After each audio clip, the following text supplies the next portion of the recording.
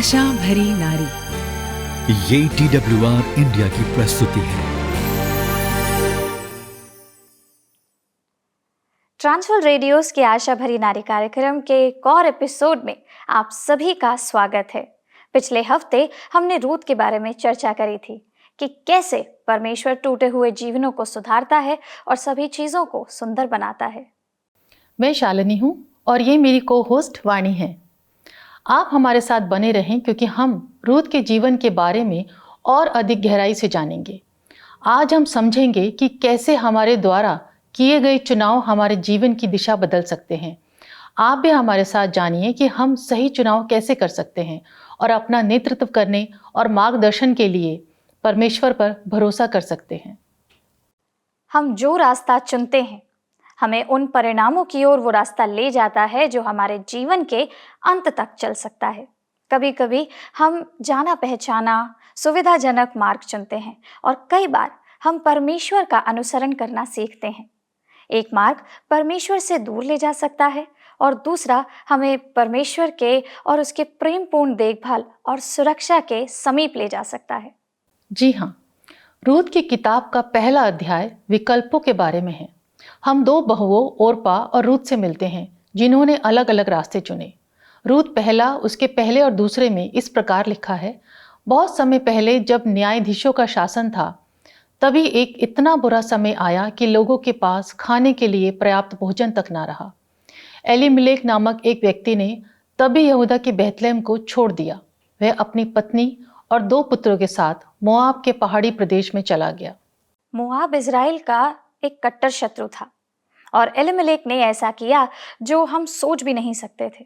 एक इजरायली व्यक्ति होने के नाते उसने अकाल के कारण इजरायलियों को छोड़ने का निर्णय लिया।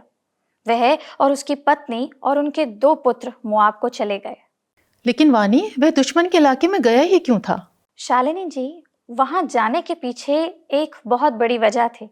बैतलहम में भोजन काफी नहीं था, लेकिन दूसरी ओर मोआब एक उपजाऊ क्षेत्र था जहां बहुत वर्षा होती थी।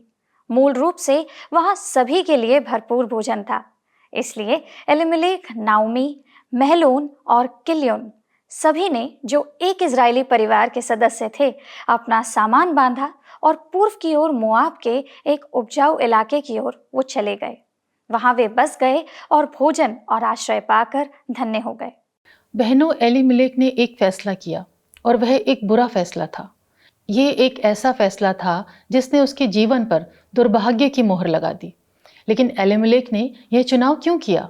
सबसे पहली बात, उसने खुद से कहा होगा, मुझे पता है कि परमेश्वर ने मुझे आशीष देने का वादा किया है, लेकिन मुझे तो अपना ख्याल रखना है। और उसने सांसारिक को आत्मिक से ऊपर रखा। इससे भी अधिक खराब बात यह हुई कि जब वह मोआब में गया तो वह अपने पूरे परिवार को शत्रु के इलाके में ले गया। उसके 2 पुत्रों ने मोआब की पुत्रियों से विवाह किया और उनका सारा जीवन अस्त व्यस्त हो गया। लेकिन उसने परमेश्वर से मुंह मोड़ लिया था, परमेश्वर का मार्ग छोड़ दिया था। एलीमेलेक के गलत चुनाव ने उसके जीवन की पूरी दिशा बदल दी। लेकिन विडंबना यह है कि उसे लगता था कि वो यरूशलेम छोड़कर अगर जाएगा तो जीवित रह पाएगा, और उसे डर था कि अगर वो यरूशलेम में रहा तो जीवित नहीं बच सकता, और इसीलिए वो मोआब को चला गया। लेकिन वहां जाकर भी वो मर गया। और उसके पीछे क्या छोड़ गया? उसकी बीवी नाओमी और उसकी 2 बहुएं जो मोआब में विधवा थी। मुझे लगता है कि हम में से कई लोगों ने शायद अपने जीवन में इसी तरह के चुनाव किए होंगे। अक्सर हम मामलों को अपने हाथ में ले लेते हैं। हम परमेश्वर को हटा देते हैं और हम परमेश्वर की भूमिका निभाने की कोशिश करते हैं, और परिणाम अक्सर खराब ही आते हैं। आप देखिए, एलीमेलेक के एक फैसले का ना सिर्फ उस पर बल्कि उसके पूरे परिवार पर असर पड़ा। अब आगे बढ़ते हैं, क्योंकि हम चाहते हैं कि आप एक सोच समझकर लिए गए विकल्प की शक्ति को देखें। कई सालों बाद नाओमी सुनती है कि किस तरह से परमेश्वर बैतलहम में अपने लोगों को अच्छी फसल और समृद्धि के साथ आशीषित कर रहा है, और वह वापस जाने का फैसला करती है।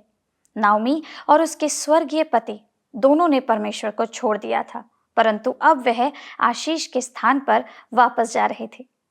उसकी बहुएं रूथ और ओर्पा उसके साथ जाने का फैसला करती हैं।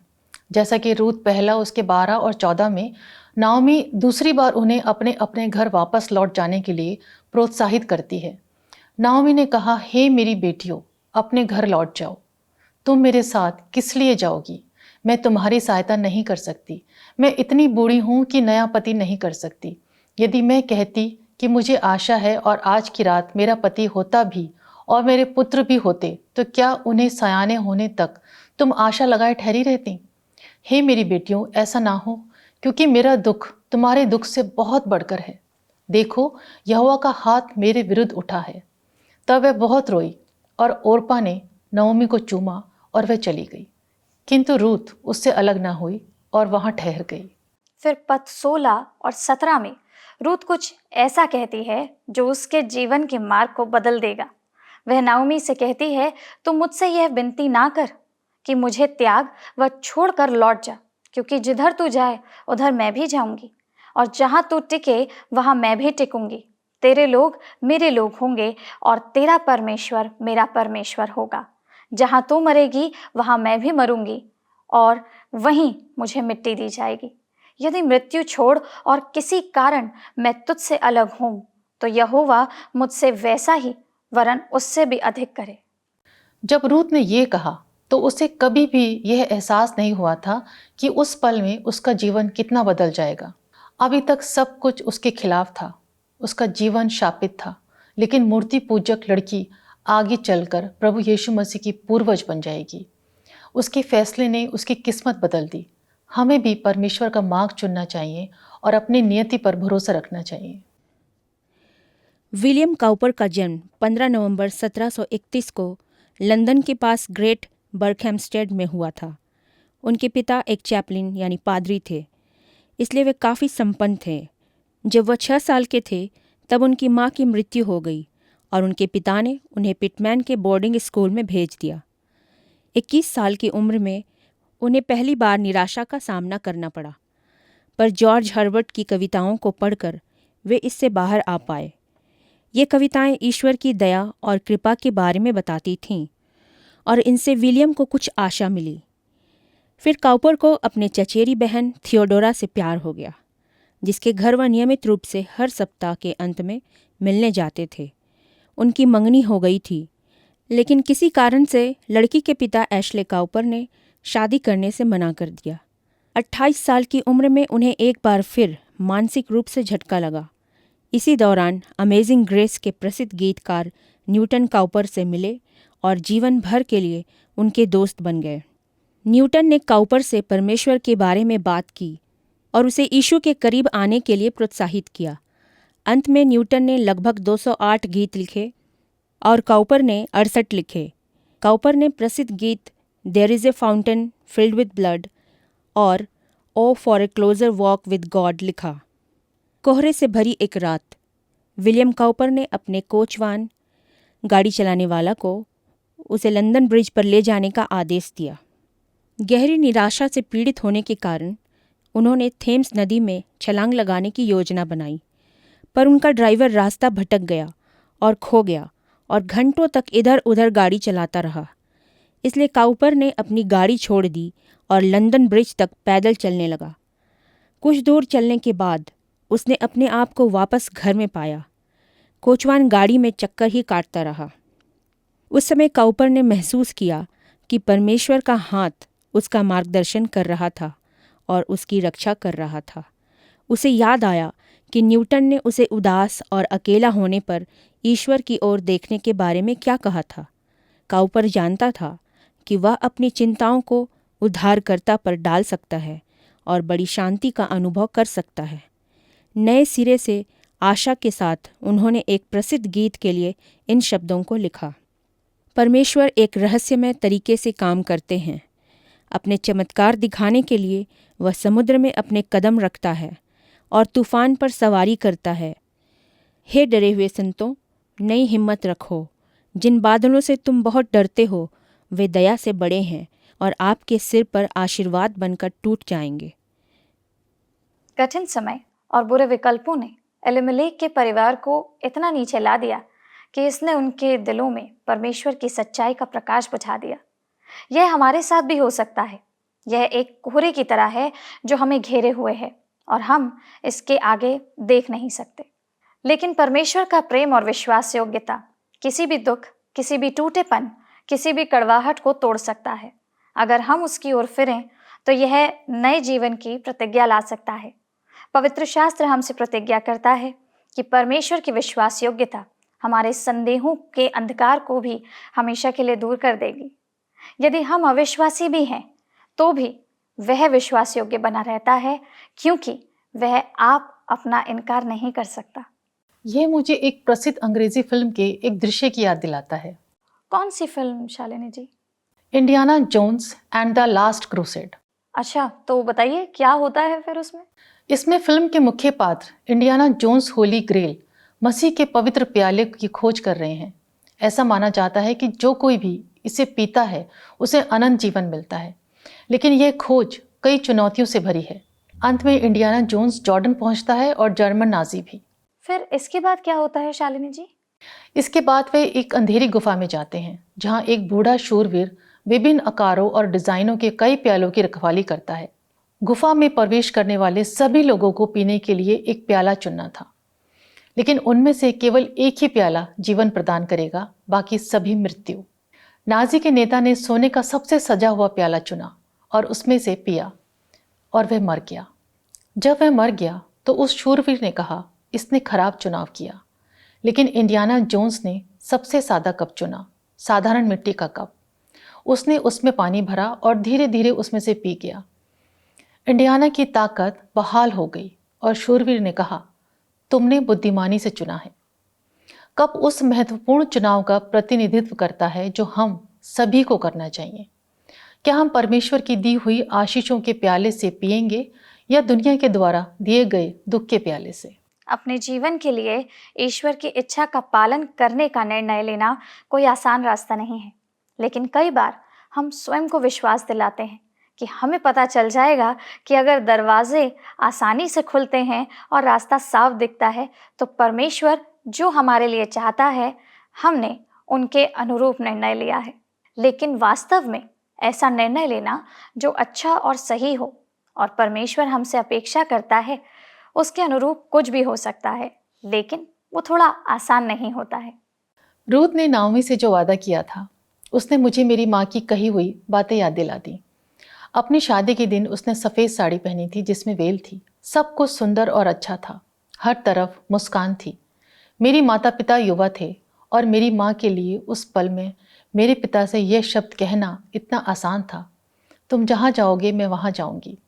लेकिन 30 साल बाद उनके बच्चे बड़े हो गए हैं। वे हर दिन मुश्किल फैसलों का सामना करते हैं। वे अब जवान नहीं रहे, उन्हें भी चोट लगती है। करने के लिए बहुत कुछ है।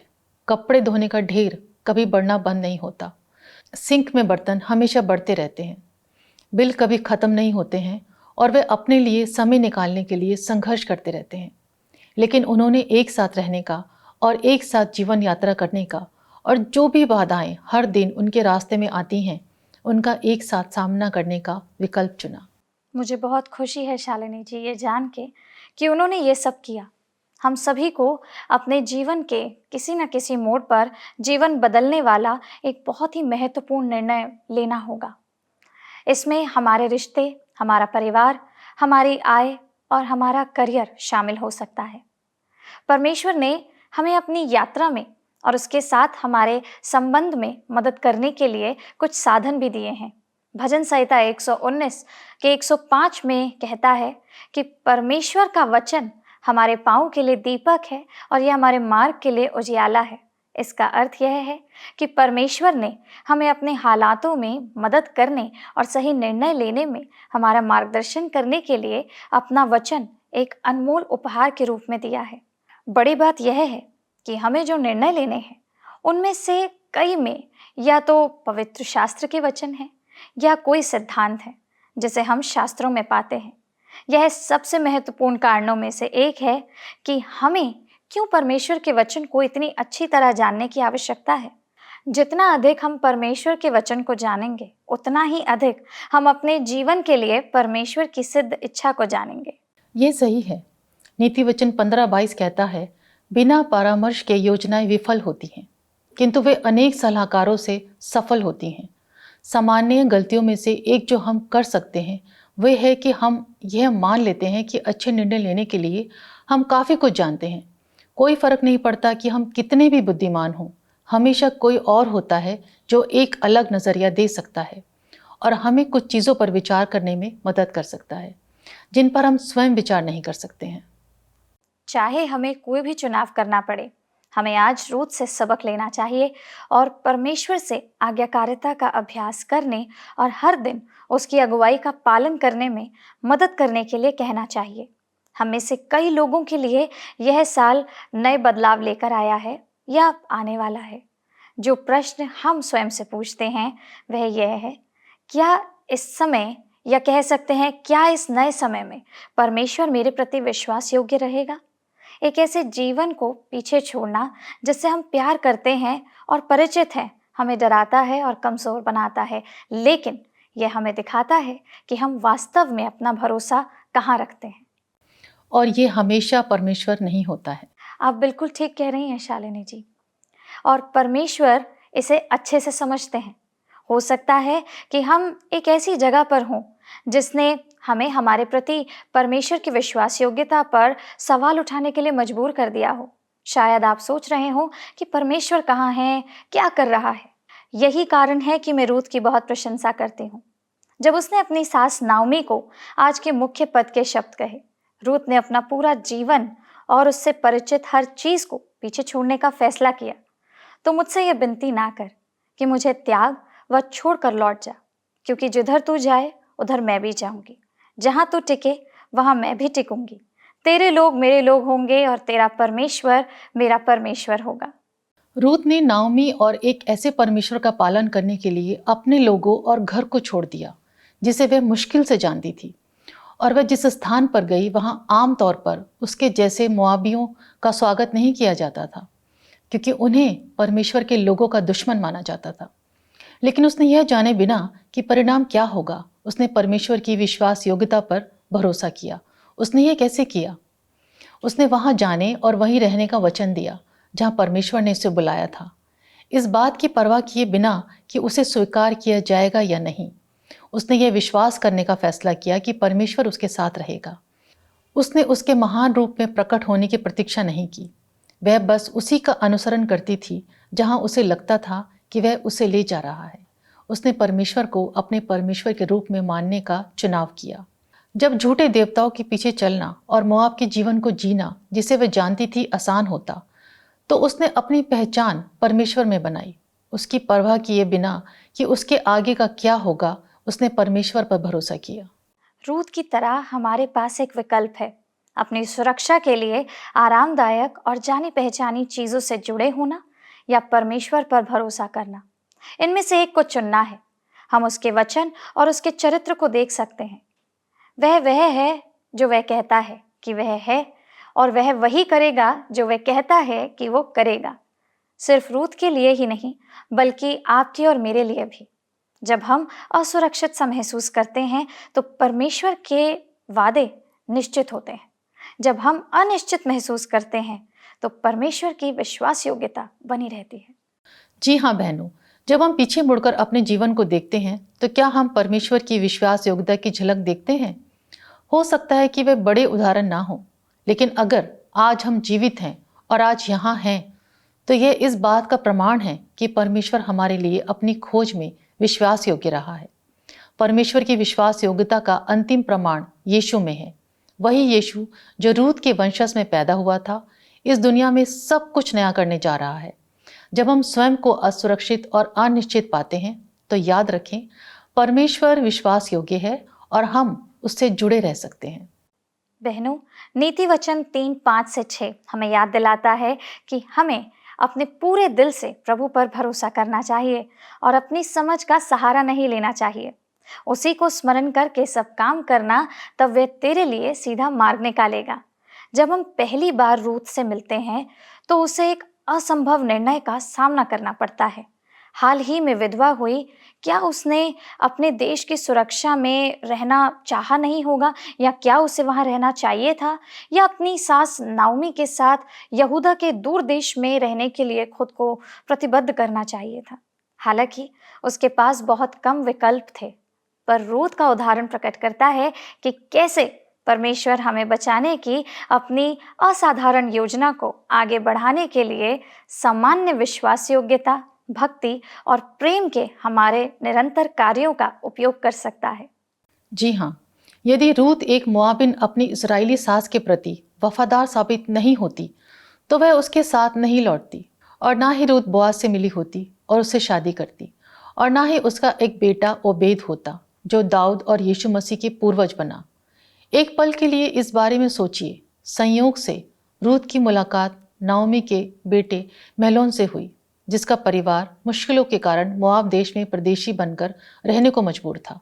संयोग से उसके ससुर, उसके देवर और उसके पति सभी उसकी मातृभूमि में मर गए। संयोग से उसने अपने परिवार, रिश्तेदारों, धर्म और मातृभूमि से दूर एक अजनबी देश में एक विदेशी के रूप में रहने के लिए नाओमी के साथ इजराइल लौटने पर जोर दिया। संयोग से वह बोआज से मिली और उसे छुड़ाए जाने और शादी करने का अवसर मिला। संयोग से बोआज ने उससे शादी कर ली और उनके एक बेटा हुआ जो परमेश्वर के पुत्र के वंशज में था। क्या यह सब संयोग से हुआ? ज्यादातर लोगों को ऐसा लग सकता है कि यह सब संयोग से हुआ हो, लेकिन उनके लिए जो विश्वास से जीते हैं, हम जानते हैं कि वे समझते हैं कि परमेश्वर ने यह सब निर्देशित किया है। आज हम अपने जीवन में बड़े संघर्ष या दुख के समय का अनुभव कर रहे होंगे, लेकिन बहनों, आशा भरी नारी के इस कार्यक्रम के द्वारा हम चाहते हैं कि आप जाने, जी हाँ, आप जाने कि ईश्वर आपके साथ है। रूथ के दृढ़ और अटल विश्वास, भक्ति और प्रेम के उदाहरण से प्रोत्साहन लीजिए। यदि हम परमेश्वर, उसके वादों और उसके लोगों से जुड़े रहेंगे तो हम जहाँ कहीं भी हों, वह हमारी आवश्यकताओं में हमेशा हमसे मिलेगा। बस अगला सही कदम उठाना जारी रखें और बाकी सब परमेश्वर करेंगे। हम आशा करते हैं कि आप आज के कार्यक्रम से अवश्य ही आशीषित हुए होंगे। आइए हम लोग प्रार्थना करते हैं।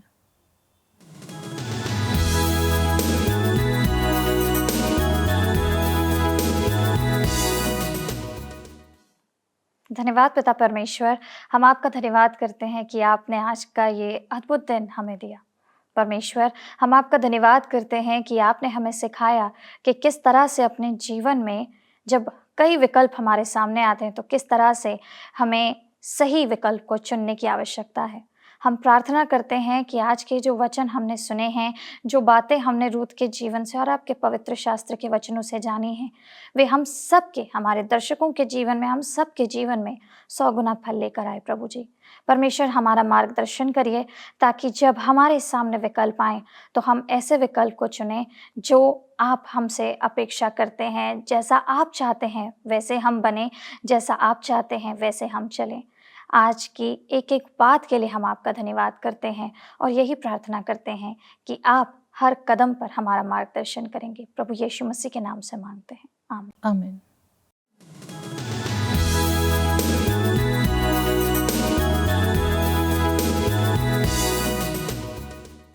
बहनों, अगले सप्ताह हम इसी समय आपसे फिर मिलेंगे। अगर आपको आज का कार्यक्रम पसंद आया हो तो स्क्रीन पर आ रहे नंबर पर हमें मिस कॉल जरूर दीजिए।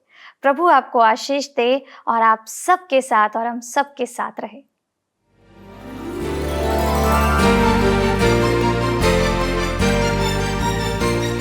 आशा भरी नारी, ये TWR इंडिया की प्रस्तुति है।